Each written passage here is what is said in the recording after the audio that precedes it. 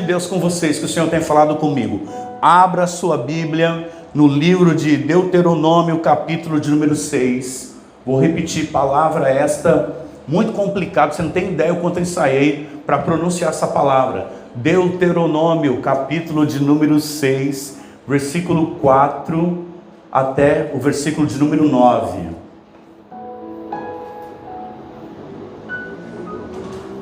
Deuteronômio capítulo 6, versículo 4 ao 9. Os irmãos encontraram? Antigo Testamento diz assim: são estes os mandamentos, os estatutos e os juízos que o Senhor seu Deus ordenou que fossem ensinados a vocês, para que vocês os cumprissem na terra em que vão entrar e possuir. Preste bem atenção, segundo versículo: para que durante todos os dias da vida de vocês, os seus filhos e os filhos dos seus filhos temam o Senhor, seu Deus, e guarde todos os seus estatutos e mandamentos que eu lhes ordeno, para que os seus dias sejam prolongados.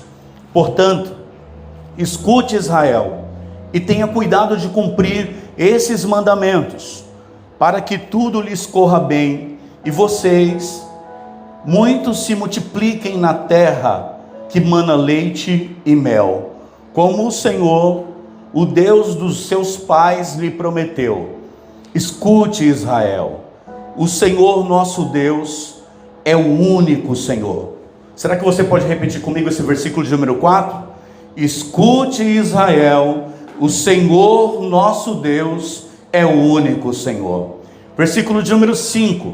Portanto, ame o Senhor seu Deus de todo o seu coração, de toda a sua alma e com toda a sua força.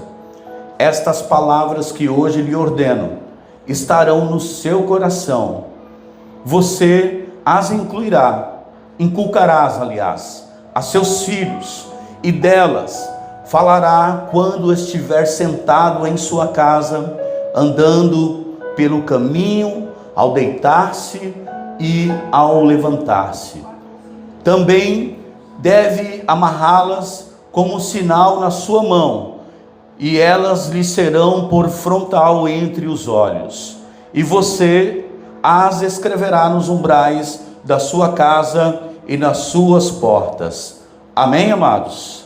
Feche teus olhos. Pai, em nome de Jesus, nós estamos na tua presença, Senhor, e te louvamos, ó Pai, te agradecemos pela tua igreja, por esse povo que aqui se encontra, que quer ouvir a tua palavra, Senhor, que veio buscar a tua face, a tua presença, que veio entregar o melhor do seu culto racional a ti.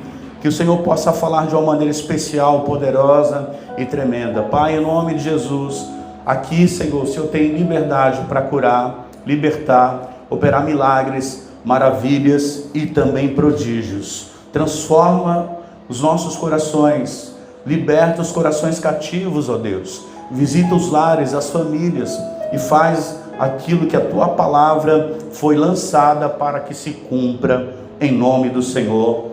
Amém. Glória a Deus. Eu quero falar sobre o governo de Deus. Pensa bem comigo. Deus, ele faz uma promessa como um pai verdadeiro. Deus é um pai para você. Diga isso para quem está do teu lado. Deus é um pai para você. Deus, todavia, ele cuidou da sua casa até hoje. Ele cuidou da sua vida. Ele cuidou da sua saúde, das suas finanças. Às vezes somos nós que atravessamos tudo, erramos. Às vezes somos nós que falhamos na nossa aliança para com Deus, e isso traz determinadas consequências para com as nossas vidas. Mas pare e pense bem, toda vez, quando Deus aparece para Israel, o Senhor está preocupado com Israel, preocupado em dar uma direção, preocupado em dar um caminho, preocupado verdadeiramente em ministrar algo verdadeiro daquilo da qual Ele prometeu. Deus, Ele vela pela sua palavra para que se cumpra. A Bíblia declara em Números que Deus não é homem para que minta, nem filho do homem para que se arrependa. Então, como um pai verdadeiro, o pai ele sempre quer o bem para o seu filho, a mãe sempre vai querer o bem para o seu filho, como eu falava lá atrás para o Michael e para sua esposa, hoje ainda, antes de apresentar aqui o Matias. O pai sempre vai direcionar a criança, porque o filho, na dispensação da inocência, ele não tem conhecimento de vida, ele não tem experiência alguma. Então o pai ele tem um caminho, ele prepara, a Bíblia diz que os nossos filhos são como flechas na aljava de um valente. Ou seja, é o guerreiro, é o valente que vai mirar o alvo, ele vai esticar, e esse fato dele esticar, ele vai apontar e vai lançar a flecha. E a flecha ela vai cumprir o seu caminho, ela vai rasgar o ar, a inércia, a gravidade, e ela vai atingir o alvo. Mas quem mirou foi ali o arqueiro, foi o guerreiro, foi o valente. Deus está mirando um lugar que manda leite e mel para Israel. Mas Israel é um povo que ainda tem alguns hábitos, algumas culturas que não é proveniente, não são aprovadas por Deus. É como nós, quando éramos crianças, falávamos o que não sabíamos, nós não tínhamos conhecimento propriamente de determinados assuntos e tivemos sempre alguém ao nosso lado para que pudesse nos orientar. Assim é Deus orientando Israel. A Bíblia declara essa palavra Deuteronômio, deutô, significa a segunda.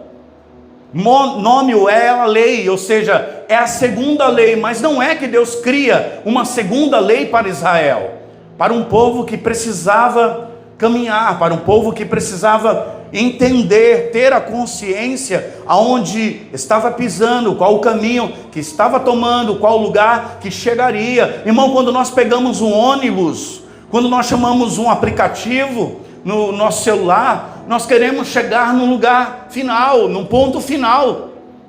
Tem um caminho a ser traçado. Evidentemente que nesse caminho você vai se deparar com obstáculos. Para chegar aqui hoje foi difícil, acredito, para muitos irmãos, pessoal saindo da praia, feriado prolongado, mas eu sabia que ia chegar, eu sabia que colocaria os pés hoje aqui na igreja para adorar o meu Senhor. Quem veio adorar a Deus essa noite? Você sabia que estaria aqui hoje, através de um convite, enfim. Eu acredito que Deus está falando ao seu coração nessa noite, porque você está decidido pelaquilo que você quer, pelaquilo que Deus tem falado ao teu coração. Então, isso aqui não é uma segunda lei propriamente dita, é uma reafirmação das orientações, dos mandamentos, dos estatutos de Deus para Israel, para que eles viessem ter uma vida boa. E essa vida boa significa uma vida de conquista. Repita assim comigo: conquista. Conquistar não é fácil, irmão, porque tinha alguém nas cidades das quais Deus mostraria. Tinha pessoas que plantavam, eles foram morar, como a própria palavra diz, em lugares que eles não edificaram. Eles foram colher de plantações que eles não plantaram. Eles foram desfrutar de uma geografia das quais eles nunca tinham pisado, mas Deus prometeu. E se Deus prometeu, Ele vai cumprir. E se Deus prometeu algo para a sua família, Ele vai cumprir em nome de Jesus. Apenas 2, 3 pessoas entenderam. Se Deus prometeu que você vai desfrutar do melhor dessa terra, Ele vai cumprir em nome de Jesus. Só que de repente, possivelmente Deus olha para nós e vê algo que eu e você, nós não estamos enxergando. Que só o Espírito Santo tem um poder de lapidar, de mudar, de transformar. Não é pela fala de alguém, não é apenas eu falando, eu pregando aqui. Não, estou mostrando para você. E aqui seriam os mandamentos que Moisés novamente está reafirmando diante de todo esse povo que estava prestes a viver algo poderoso, que aguardavam há anos. E o que era? A terra prometida, aquilo que o Senhor prometeu. E aquilo deveria ser conquistado através de luta, de batalhas.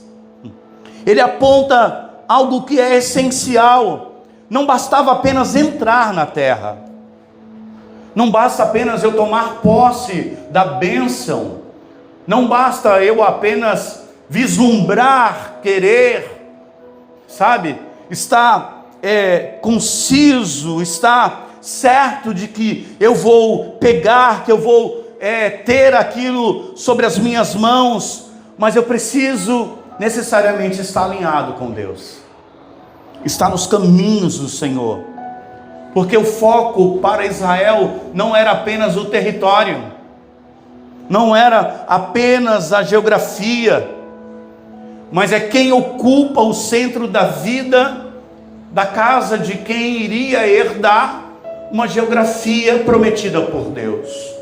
Então, o que importa, se você ainda não entendeu, é quem ocupa isso aqui, ó, o meu coração é o que importa.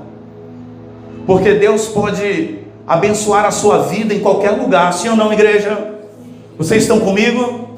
Deus pode abençoar a sua vida em qualquer cidade, em qualquer geografia, em qualquer outro lugar. Mas, de fato, será que Deus, Ele ocupa esse espaço na minha vida, das quais eu reverbero a sua essência, os seus mandamentos, os seus princípios, as ordenanças de Deus, como devidamente a Bíblia declara? Deus, Ele precisa ser único na sua vida, o único Senhor.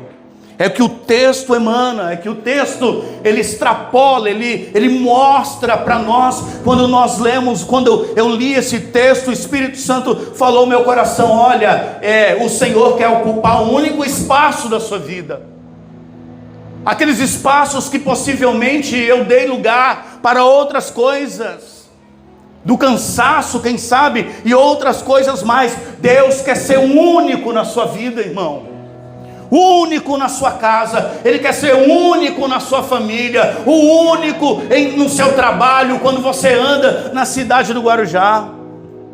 Deus não quer dividir o teu coração com nada. Você é especial para Deus, você foi escolhido, você foi escolhida por Deus. Deus não divide você com ninguém. Deus não divide você com esposa, Deus não divide você com marido, Deus não divide você com noiva, com noivo, com filho, não. Você é único para Deus e Ele precisa ser único para você. Então, o Espírito não aceita ser mais uma opção, ou uma opção, ou seja, não é opcional a escolha de servir a Deus. Não pode ser. Não dá para servir a Deus pela metade. Está entendendo? Não dá para servir a Deus parcialmente, não. Ele quer ser o centro da minha vida. Tudo que eu fizer, não é isso que nós dizemos? Para o rei, pelo reino e por uma nova realidade. Isso só é uma verdade na minha vida quando Ele é o único centro da minha vida. E para servir a Deus, eu falei domingo aqui passado de algumas características da vida cristã, que primeiro é a fé, depois os valores, o caráter e a prática. Primeiro eu acredito, porque para Deus ser único na minha vida, eu preciso acreditar que Ele existe, e que Ele é Senhor, e que Ele cuida de você. Você dorme, você não vê nada, mas o teu pulmão continua a respirar, o teu coração continua a bater, o teu corpo continua a funcionar. E quando não dorme de barriga cheia, o teu organismo ainda consegue digerir mesmo você dormindo, porque você foi criado biologicamente pelas mãos do Senhor para isso. Deus está guardando o teu corpo, Deus está guardando a tua casa, e você desperta pela manhã, se levanta, o teu corpo se movimenta. Olha a grandeza, olha a maravilha de Deus. Você se movimenta com perfeição. Isso é só Deus pode fazer, meu irmão. Só o Senhor pode fazer tal coisa. Quando Deus não é o primeiro lugar na minha vida, algo está tomando o lugar dele. E aí pode ser o meu trabalho. Está me distanciando. Está colocando as coisas de Deus em segundo plano. Pode ser o meu ego. Estou colocando Deus em segundo plano porque eu acredito, porque eu acho que não é como a Bíblia declara, que o pastor falou, não. Uma cultura. Nesse mesmo texto a Bíblia fala sobre, eu vou falar mais para frente, que o Senhor manda atar os estatutos em suas mãos, e até hoje a seita judaica, como é tida e conhecida, faz isso. Os judeus, eles enrolam a lei nas mãos para ficar lendo, e aquilo é literal. Aliás, não é literal, Deus não mandou fazer dessa forma. Está mostrando como uma analogia. Olha, ata em tuas mãos, gruda. Mas é na memória, é no coração.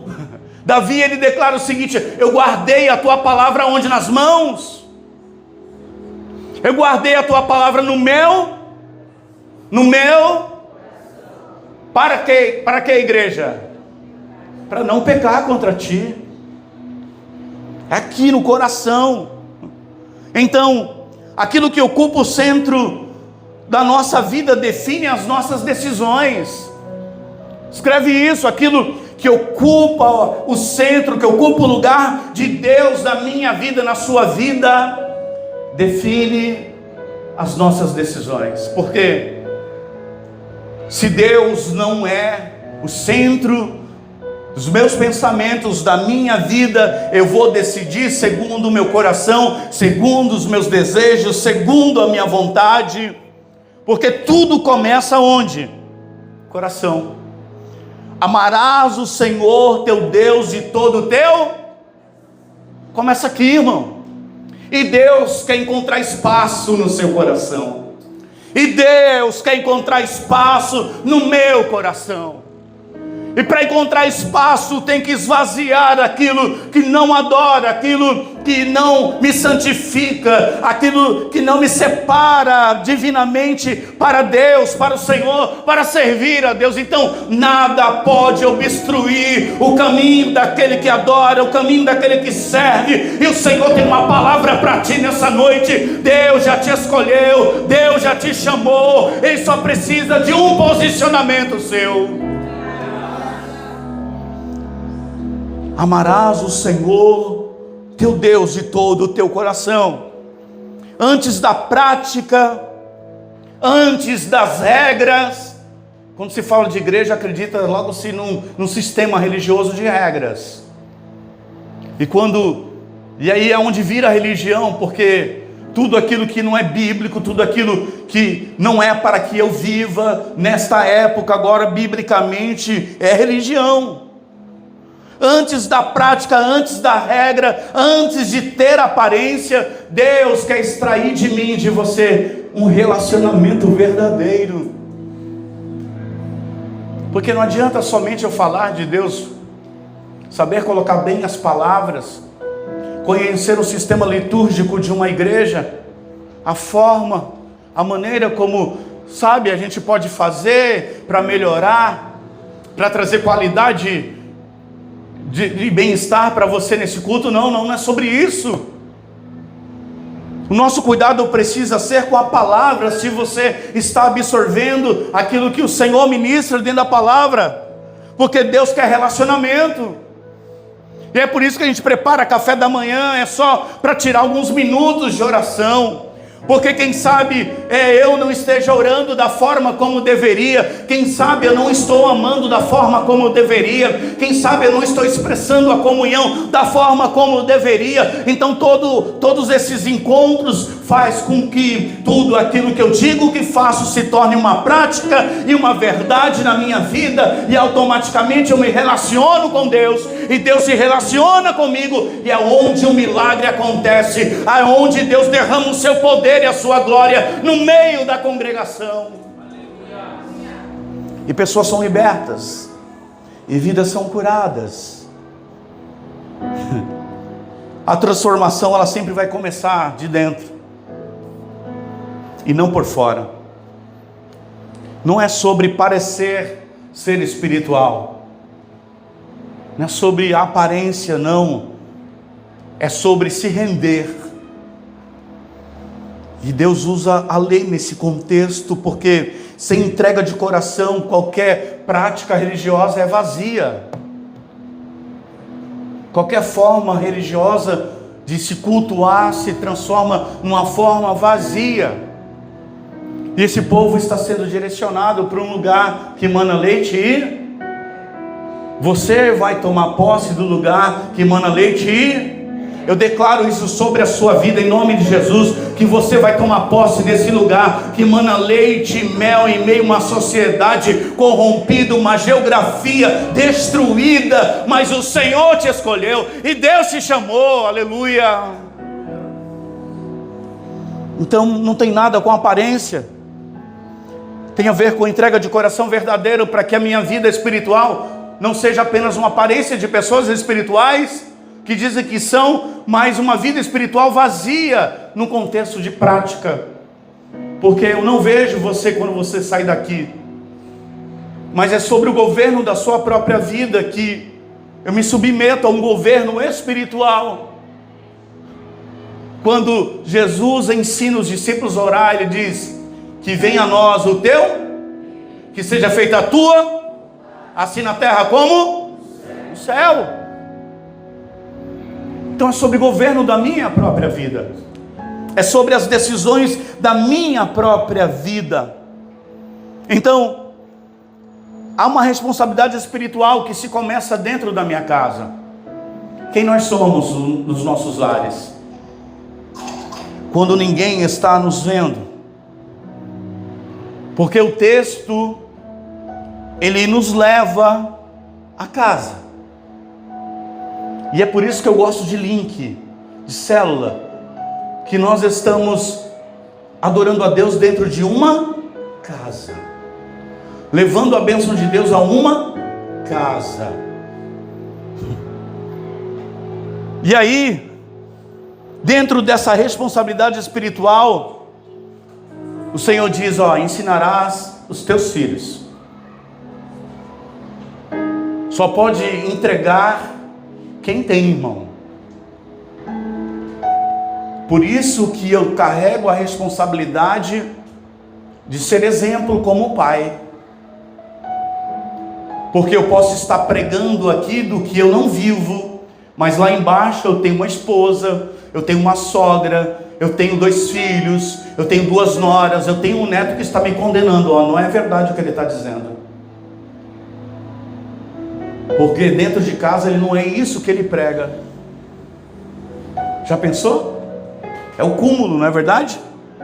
Mas ensinará os teus filhos. Ou seja, a fé ela não pode ser terceirizada. Não é a escola. Ei papai, ei mamãe. Deus entregou esse governo e essa autoridade nas suas mãos. A primeira igreja é o teu lar. A primeira igreja é a tua casa, e é lá que os teus filhos olham realmente se você ora, se você lê Bíblia, se você tem relacionamento com Deus. Lembra que o profeta disse, olha, entra com os teus filhos no teu quarto e fecha a porta atrás de ti e ora a Deus, para o milagre acontecer. E o azeite foi sendo derramado na botija, e os filhos foram vendo, ei papai. Tinha dias, quando os meus filhos eram pequenos, que eu fazia questão de que eles ouvissem eu orar dentro do quarto, não para mostrar, não era, porque Deus conhecia o meu coração, Deus conhece o nosso coração, mas para isso criar uma cultura espiritual dentro da minha casa, porque a tua casa é do Senhor Jesus. Eu profetizo isso nessa noite. A tua casa pertence ao Senhor Jesus. O mal não pode entrar lá dentro, o mal não pode tocar na sua família, nem trabalho de bruxaria, macumbaria, inveja, maldição hereditária. Nós repreendemos em nome de Jesus. Nada tocará no teu lar, na tua tenda, na tua casa, em nome de Jesus. Que haja vida na sua casa, que tenha vida na sua casa, que haja relacionamento com Deus, espiritualidade verdadeira, pura, única, soberana, de um Deus único, verdadeiro, tremendo e poderoso, em nome de Jesus. Aleluia.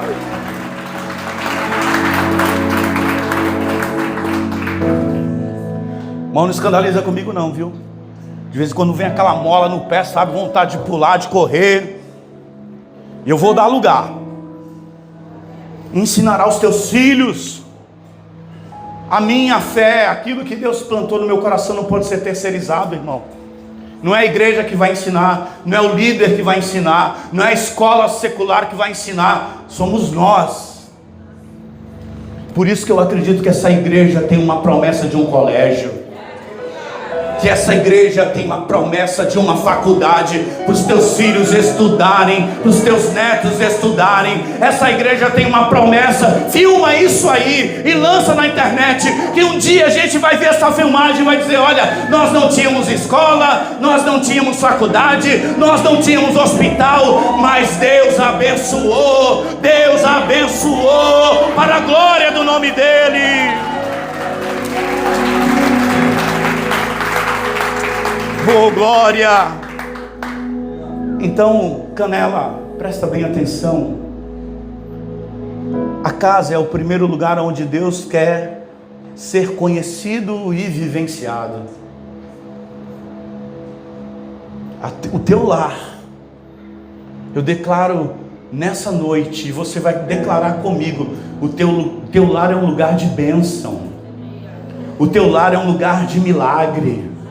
Sabe, aquela porta aberta, você vai saber, Deus vai mostrar, Deus vai abrir para você, e você vai contar para os teus filhos: olha, nós não tínhamos nem dinheiro para pagar a conta de luz do mês que vem, nós não tínhamos isso, nós não tínhamos aquilo, estávamos passando provisão por isso, só que Deus abriu uma grande porta, e é vocês que vão saber dos milagres que o Senhor está fazendo. Aleluia! A tua casa é o teu lar, não é a igreja. Os nossos filhos aprendem mais pelo que vem do que pelo que ouvem de nós. O Joaquim, meu neto, ele passa um período de tempo conosco, e a gente se detém em falar alguns assuntos, porque por mais que ele esteja intertido com algum joguinho, com alguma lição da escola, ou até mesmo com programas na TV que são monitorados por nós, que ele não vê qualquer coisa, não joga qualquer coisa. Tanto os pais como nós também observamos isso. E vale a pena, irmão. Vale a pena esse policiamento, vale a pena você se derramar sobre a sua família, vale a pena. Não desista da sua casa, não desista da sua família, não desista. E aí então, ele, quando nós falamos algo, eu falo algo para ele ouvir, ele está lá brincando, mas ele para e ouve e olha para mim. Que eles são como esponjas, eles estão absorvendo o ambiente. Uma vez eu fui orar por uma criança. Criança tem pecado? Não. Criança não é inocente? Sim.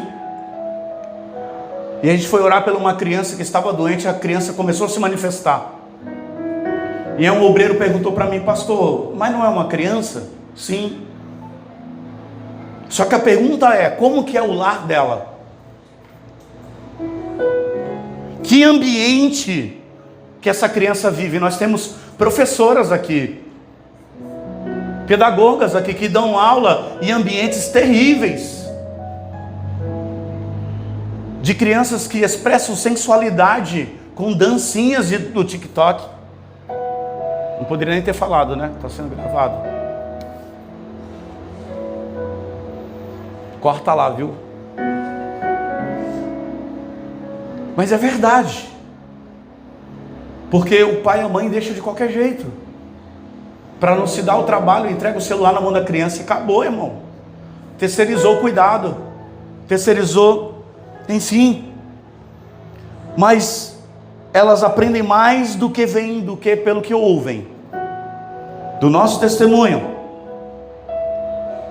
Então não é só por falar. É por viver.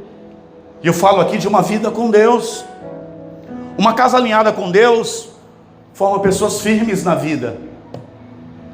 Sabia? Uma casa que está alinhada com Deus forma pessoas que vão para a luta, irmão. Que não tem medo de romper, de começar do zero. Ei, segura essa em nome de Jesus. Não corra dos processos da tua vida.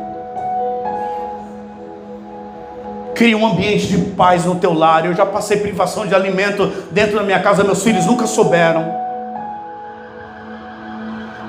Eu já dividi linguiça toscana para os 2 filhos meus e a minha esposa comer feijão e arroz. Mas era uma noite só, porque no outro dia Deus mandava a provisão. E eles não souberam disso. E nós sempre dizíamos: Senhor, Tu és poderoso. Obrigado, Jesus, por esse excelente jantar que o Senhor preparou para nós. Não foi fome que nós passamos, foi privação. Deus nunca deixará você passar fome. Deus vai privar você de algumas coisas. É o processo, é Deus amassando o barro para te colocar no lugar de honra em nome de Jesus. E a casa alinhada da forma como Deus quer, por mais que essa pessoa cresça como adulto e tome outro caminho, você fez o melhor com excelência. A semente foi lançada. Deus, Ele deve estar presente em toda a minha rotina. Olha o que diz o texto: falando delas assentado em tua casa, andando pelo caminho. Ou seja, continuamente fale de Deus na sua casa. Não fale da vida de ninguém, não comente mal de ninguém, não fale do vizinho, não fale do governo, não fale de ninguém, do prefeito, do vereador, não fale de ninguém, fale de Deus. Fale de Deus na sua casa. Fala das maravilhas de Deus. A Bíblia mostra. Isso se chama comunidade, ou aliás, continuidade. Continuidade na obra que Deus está fazendo na sua casa. Porque um domingo, irmão, é muito pouco para a sua família. Um domingo esporádico é muito pouco para nós. Um culto de domingo é bom, é maravilhoso, mas é muito pouco. Mas o seu lar é o palco da glória de Deus. O seu lar é o altar da glória do Senhor. Deus vai descer com fogo lá na tua casa. Deus vai derramar fogo na sua casa em nome de Jesus. O mal, se há algum mal, vai sair em nome do Senhor Jesus. E a sua casa, eu declaro novamente, terá paz. A paz que excede todo entendimento. Só que isso é algo diário, não é só no domingo.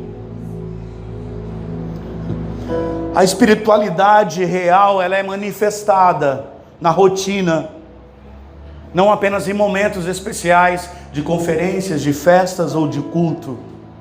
É nas conversas, no momento de mesa, são nas decisões que nós tomamos. Olha, essa decisão que nós iremos tomar, Deus está presente?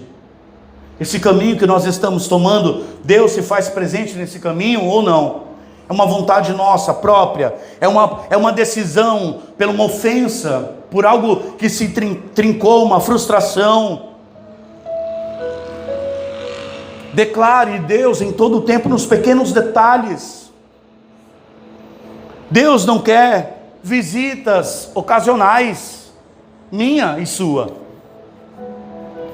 Só quando a gente está muito ruim, a gente vem Só quando nós estamos na pior nós procuramos. Deus quer presença constante, amém? Repita comigo: Deus quer presença constante. Uma vida com Deus, ela sempre será visível. Ela não é invisível. Não dá para esconder. A Bíblia declara que não dá para esconder um candeeiro debaixo da cama. A luz, ela brilha. Aonde for, ela vai brilhar, irmão. Não dá para esconder. Então uma vida com Deus é visível. Olha, atarás como sinal da tua mão, é a lei, o texto declara. Mas é literalmente.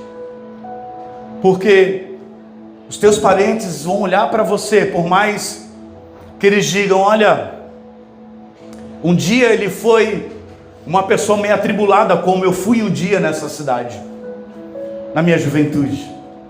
Mas olha só onde ele está. Olha só o que Deus está fazendo na vida dele. Olha só de que maneira esse Deus transformou a vida dele, quando todos não acreditavam que talvez, possivelmente, era para estar morto, mas Deus livrou a vida dele. Deus quer ressignificar a sua vida. Eu quero, em nome de Jesus, declarar isso para você também nessa noite. Deus quer ressignificar a sua vida, quer dar um reset na vida passada e te dar um novo ciclo espiritual, das quais você vai se empoderar dessa palavra, e também você vai se derramar nos seus filhos, na sua casa, na sua esposa, no seu marido, em nome de Jesus. Quando a palavra diz: atarás como sinal na tua mão os estatutos, as mãos fala de ações. É com a mão que eu pego, é com a mão que eu trabalho, que eu labuto, executo. E os meus pensamentos fala da mente, do ambiente, é a casa. É lá em casa que o milagre vai acontecer. Ah, meu Deus, vai acontecer essa semana, em nome de Jesus. Eu creio, em nome de Jesus. Essa semana Deus vai entregar milagres. Não é para todos não, irmão, é para quem acredita. Deus vai fazer um milagre na vida de algumas pessoas nessa semana, dentro da sua casa, lá no seu lar, em nome do Senhor. Quando Deus é o centro, Ele aparece em tudo, irmão. Ele vai aparecer na chapa, no exame médico. Ele vai curar pessoas aqui. Em nome do Senhor Jesus. Que pelas pisaduras de Jesus nós somos sarados. Deus levou sobre si todas as nossas enfermidades. Então Ele vai aparecer no exame, no laudo lá. O Senhor vai se manifestar naquele papel da justiça, na decisão daquele magistrado. Deus irá aparecer em tudo na sua vida, na sua casa. Geralmente se eu estou cheio de Deus, eu vou colocar esse Deus para fora, para se derramar sobre a vida de alguém. Moisés sabia que o perigo não era a luta da conquista da terra que mana leite e mel, porque aquele lugar em Canaã tinha moradores.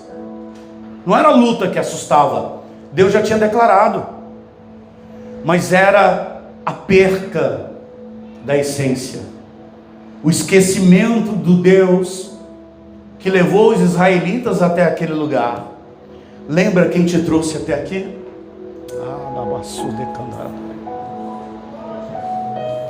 Lembra quem trouxe você aqui nessa noite? Tem gente aqui que disse um dia: eu nunca vou pisar numa igreja evangélica. Eu nunca mais vou entrar dentro de uma igreja evangélica. Quanto mais uma igreja de parede preta. Graças a Deus, aqui a parede é cinza escuro, não é preta. E você entrou, e você está ouvindo essa palavra que veio do céu, e Deus está apontando um novo caminho vivo para você. Deus está se revelando nesse caminho, e você não se esqueceu disso. Então o problema nunca será quando tudo estiver bem. É quando Deus não ocupa mais o centro da minha vida, pelo aquilo que eu conquistei com Ele, porque quando eu estava desempregado eu tinha uma espiritualidade, lembra? Mas agora que eu estou em emprego, a minha espiritualidade é outra. Prosperidade sem Deus é vazio, irmão. E Deus vai fazer muita gente prosperar aqui. É aqui na cidade do Guarujá, em nome de Jesus. Deus vai tocar em mentes, Deus vai tocar em corações, e você vai prosperar. Mas irá prosperar com Deus. E outra coisa que eu quero dizer para você: conquistas sem princípios divinos gera queda, irmão. Porque tem muita coisa que não é sustentável. Quando você olha, eu já falei isso semana passada. Porque nem tudo que parece que está indo bem, Deus está aprovando. Não é assim que funciona. Então, o maior risco não é perder